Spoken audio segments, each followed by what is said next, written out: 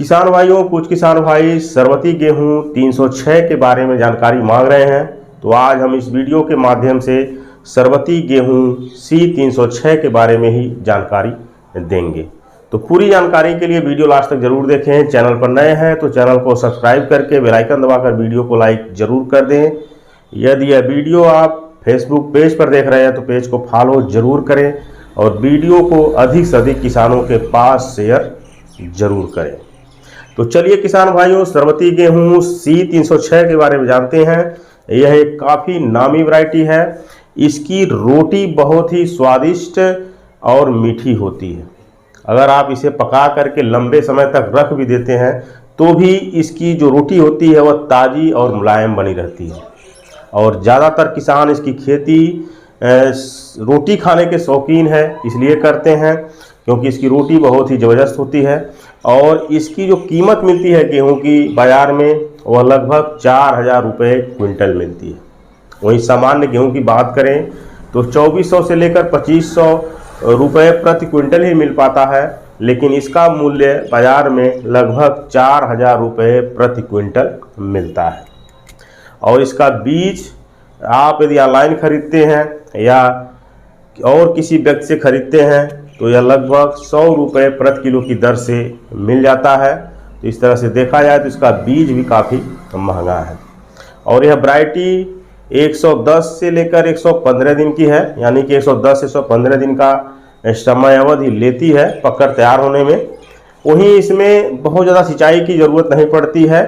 इसकी खेती हम असिंचित क्षेत्र में भी कर सकते हैं, यानी कि जहाँ सिंचाई की सुविधा उपलब्ध नहीं है वहाँ भी कर सकते हैं। और जहाँ कम सिंचाई की सुविधा उपलब्ध है, यानी कि आप गेहूं में 1 या 2 पानी दे सकते हैं, तो वहाँ भी इसकी आप खेती कर सकते हैं। वैसे किसान इसकी खेती 1 सिंचाई दे करके करते हैं यदि उनके पास सिंचाई की सुविधा उपलब्ध है, क्योंकि यह कम अवधि की वैरायटी है, इसलिए ज़्यादा सिंचाई नहीं लेती है। और एक काम और किसान करते हैं, इसमें न तो DAP का इस्तेमाल करते हैं न तो यूरिया का इस्तेमाल करते हैं, यानी कि इसमें किसी भी तरह के फर्टिलाइज़र का इस्तेमाल नहीं करते हैं। वहीं कीटनाशक और फंगिसाइड का भी इस्तेमाल नहीं करते हैं। इसकी खेती पूरी तरह से प्राकृतिक तरीके से करते हैं। ज़्यादा से ज़्यादा हरी खाद का इस्तेमाल करते हैं अपने खेत में, गोबर की खाद का इस्तेमाल करते हैं, वहीं जीवामृत और घनामृत बनाकर अपनी फसल को देते हैं। तो पूरी तरह से प्राकृतिक खेती की जाती है सरबती गेहूं 306 की। पैदावारी की बात करें तो बहुत ज़्यादा पैदावारी प्रति एकड़ इस वैरायटी से नहीं मिल पाती है। केवल 5 से 6 क्विंटल प्रति एकड़ ही इसकी पैदावारी है। तो वही किसान भाई इसकी खेती करते हैं जो गेहूं की अच्छी रोटी खाने के शौकीन हैं, और वह किसान भाई इसकी खेती नहीं कर पाते हैं जो किसान भाई गेहूं की बहुत ज़्यादा पैदावारी चाहते हैं। इसकी खेती भी मध्य प्रदेश के कुछ क्षेत्रों में की जाती है।